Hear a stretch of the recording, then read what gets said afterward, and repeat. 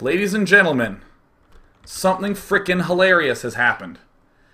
It is the part number 2 of Day 9 Daily number 371, but this is about the third time that we've had to reboot. Because the first time we tried, I tripped over my words. The second time we tried, I loaded the wrong damn replay up, and I looked like an idiot. So for any of you watching on the archives, just know that everyone who watched live is laughing at me thoroughly. Woo! Good. Good. Perfect. Now, we're going to hop into another of Sase's PvT drop plays. And the important thing I want to highlight is this notion of convergence. We always end up with the following: an expansion, a robo, 3 gateways about, and most importantly, a lot of sentries. We always end up there. And once we're at that location, then we can jump off our mid-game platform and do some harass with warp prisms, tech to those colossi, and generally have a lot of freedom because we know our opponent has been pushed back. That convergence point, emphasizing on the sentries, that convergence point is where we want to end up at, but how we get there changes based on what the opening is. In the first example, Sase saw his opponent with no gas and said, great, I'm going to expand right away and then I'm going to go straight for a stalker. Watch how Sase in this game against Boxer plays it out a little bit differently. So he's going to end up in the same spot. Oh, sound is on.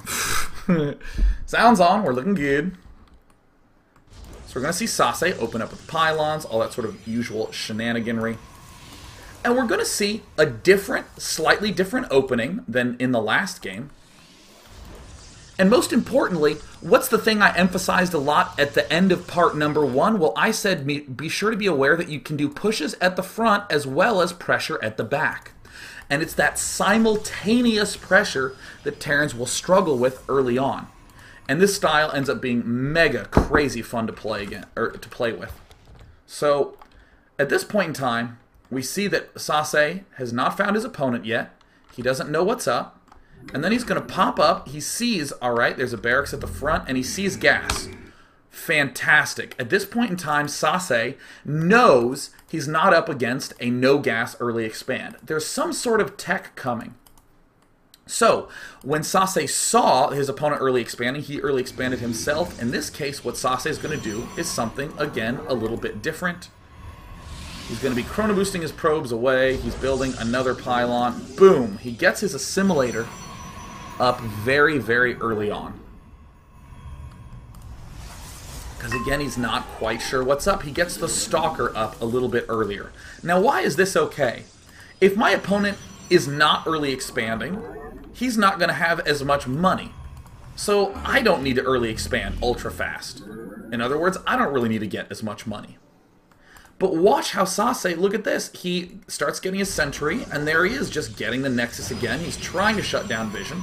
It doesn't end up working as well. His opponent ends up spotting him. But remember all that burbling about the convergence point that we wanted to hit? In the first game, we had 1 gateway, and then we expanded. In this game, now we're backing up, and we're getting these 3 gateways, and our robo. And we got this gas geyser quite early on. And we're in a little bit of a rough spot. There's this weird thing that Sase ended up encountering, which was a whole bunch of units moving through the center of the map as Boxer was doing this push. So suddenly Sase's in a touch of an awkward spot. But remember, we like our sentries. The reason we get a lot of sentries early on is to defend this very kind of push. So we're going to see, oh, here comes the attack. Alright, Sase sees a little bit of what's up. Not a big deal. He morphs in 3 zealots.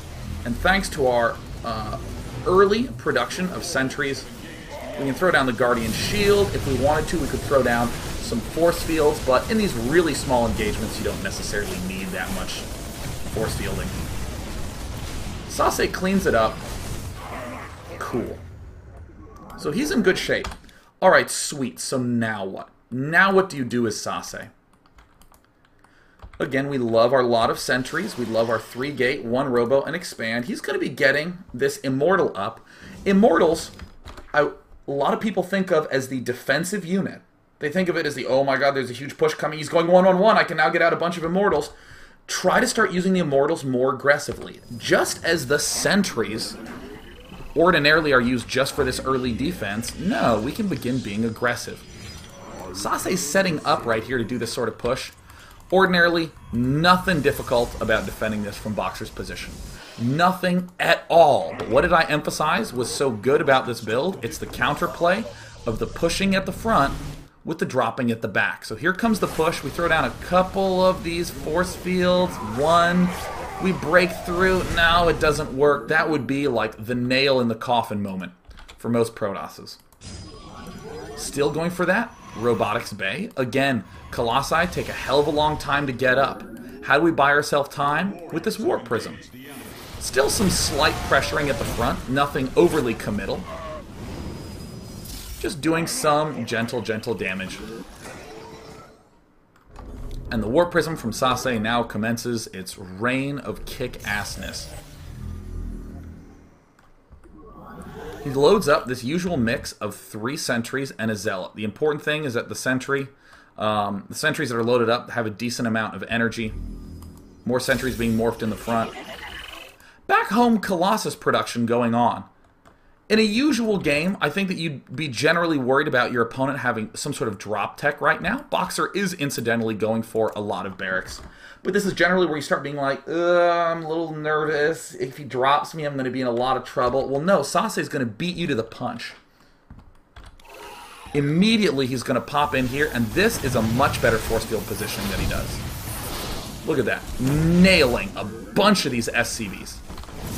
In fact, he ends up getting about 5 or 6. He has 12 workers killed total. Some of those were at the front. But this harass is just genius because now, safe retreat for all this small number of units. Could we put pressure on the front? Well, Boxer has to commit some units to the front because he knows this huge army's here. So yeah, we actually technically are putting pressure on just by parking these units out here. And this immediately strengthens our ability to do this drop here. And every other Protoss player who was not Warp Prism harassing would be sitting on 2 bases right now, trying to get their Colossi up, thinking to themselves, well, I'm going to get the Colossus to do a big push, but I'm really scared of drops. Not Sase. Sase going, well, sweet, I've done the drops. I now know exactly what's up in your base. Ballin', expanding. It's a much more active form of scouting. Observers is a passive form of scouting. It's like, what are you doing? How do I respond? This is, what is he doing? How do I mess with him best? And look at this. Loading on up, force fielding to lock off. And now we're in good shape. Beautiful, clean little game. All sorts of defensive maneuvers going on by Sase. Or I should say long-term maneuvers. Look at this. Getting a Twilight Council with 3 gateways, and yeah, that's it, 3 gateways. You normally couldn't do that. This Warp Prism harass, oh cool. We started to do the drop-in, and we're realizing, oh yeah, you know what, this isn't that many units, let me go ahead and go for it.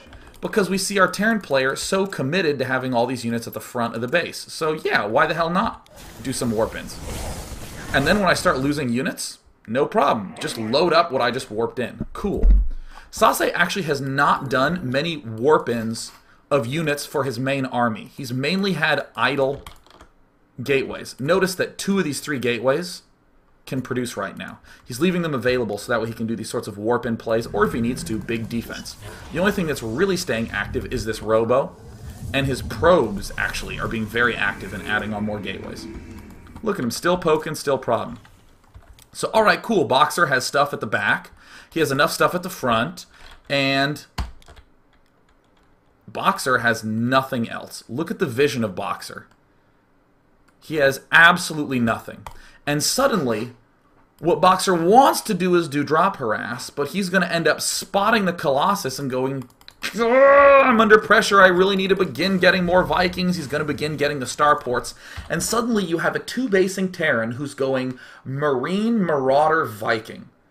With no medivacs, with no ghosts, and not enough gas to get upgrades. That's good! That's control, that's control. It's the exact opposite of how this matchup normally plays out.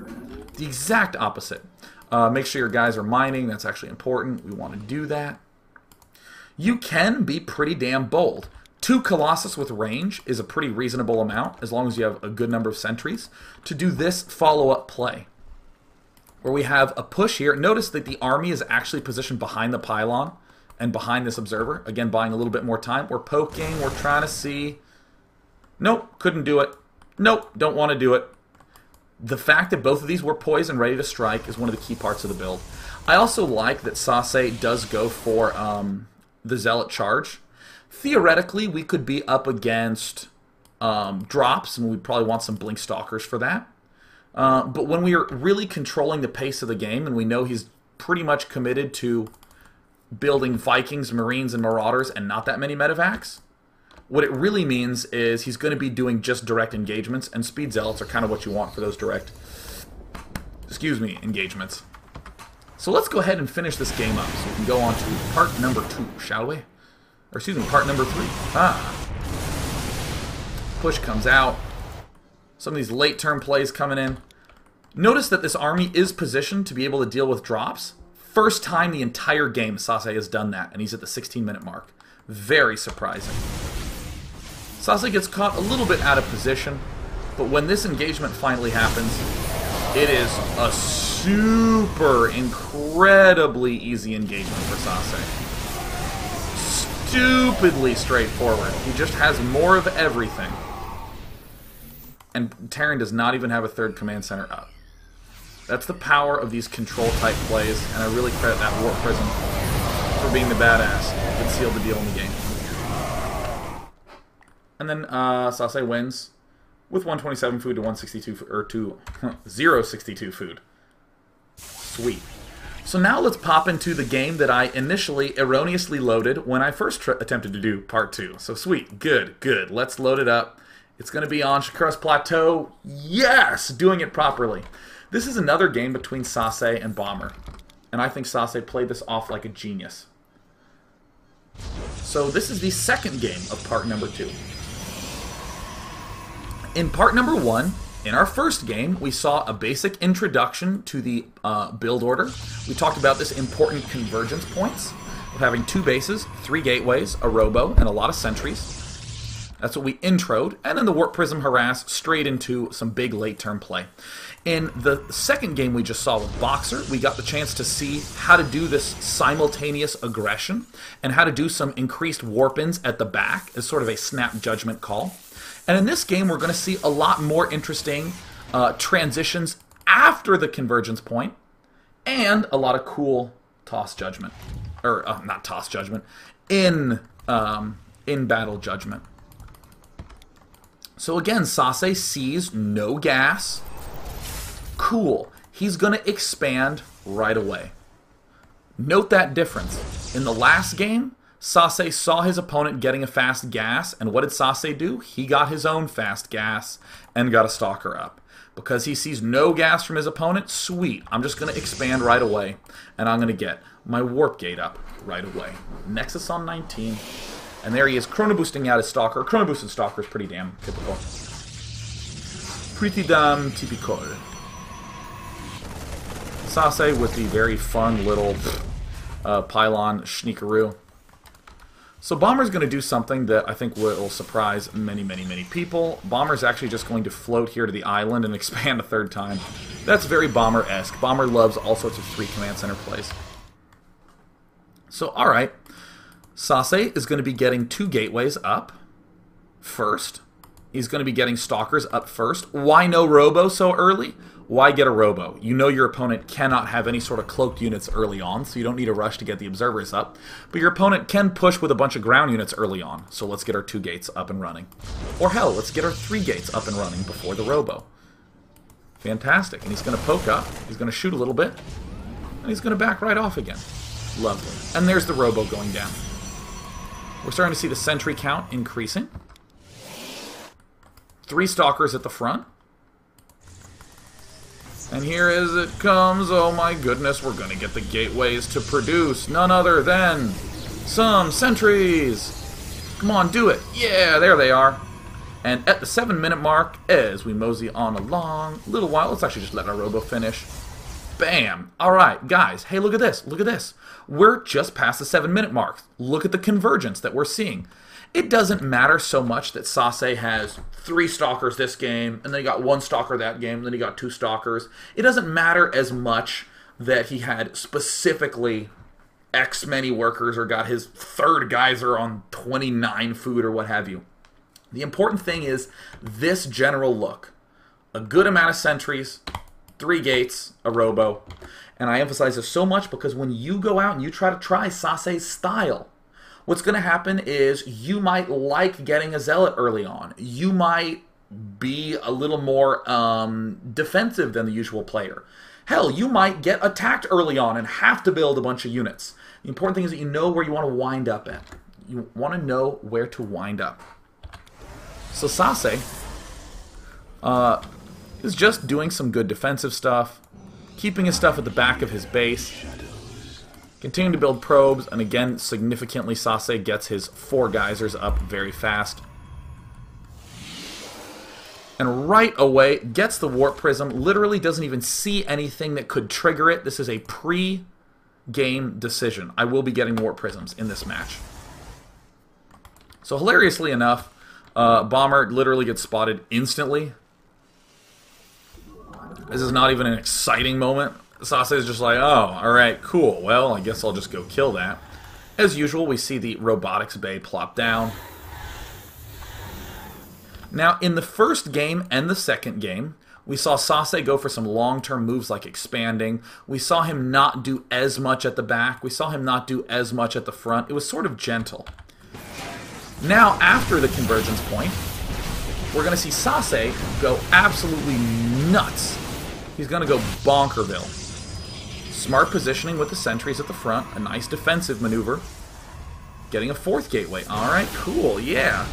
Look at the cool harassment tactics that you can do with this force. Oh yeah, you want to try to defend on the cliff? I bet. Thanks a lot, buddy. Thanks a lot, buddy. And now Sase just going to kill off these destructible rocks so he doesn't have to be the king of elevator. So right now Bomber is looking good, right? Even though he had to pull this one back, he's getting his medivacs up really quickly. And here comes some sheer brilliance out of Sase. More gateways, a forge. In the other games, he was staying on 3 gateways, he was getting this robo, and then he was expanding. In this game, screw that. Sure, he's getting the forge, but he's also going to get some more gateways. So now he has 5 gateways total, a forge and a robo. He's going for kind of a big 2-base play. And remember what we talked about in the first game, people would say, well, what happens if I come back here and he has a bunch of Marines? Well, then his front is weakened. What if I come back here and and there's no units and I want to do a little warp? And look at what Sase does. He morphs in a single zealot. Bomber pulls back everything. And then you can do this snap judgment. Notice what happens at the front. Sase realizes, oh, you don't actually have your army positioned here. And he just blasts right down the front door. Great little tactic here. Sase saw no bunkers at the front. Well, that's a weak position. I'll just go ahead and mess with that. And we have our little warp prism running around, continuing to do all its obnoxiousness. Bomber isn't quite dead by any means. But the important thing is that we're not trying to kill him straight away. We're bouncing back and forth between the front and the back. And awesomely enough, Sase is continuing to go 2-base crazy. Adding on more and more gateways, recognizing some weakness here. What were we saying earlier on in the game? Most of the time, the Terran player is obsessed with getting a lot of medivacs up and dropping you. We now have 2 medivacs committed to healing these units. We have Vikings and a starport making Vikings. Getting the Warp Prism up to harass you and then straight away getting the Colossus really messes up the Terran's ability to get all those medivacs up. And yes, the Vikings do end up killing off the Warp Prism. That's fine, you take the Warp Prism, I'll take the game! And we see our Protoss hero in very, very good shape. Tragically, we'll have to rebuild the Warp Prism if he wants it, but I think that Sase is going to be fairly content to recognize that his opponent is weak. We're going to build a pylon at the front. The warp prism harass obviously let us kill off the south expansion, but most importantly allowed one zealot warp in to pull all the units from the front so we could start putting the pressure on. And then as we continue to apply the pressure, we just go ahead and win the effing game.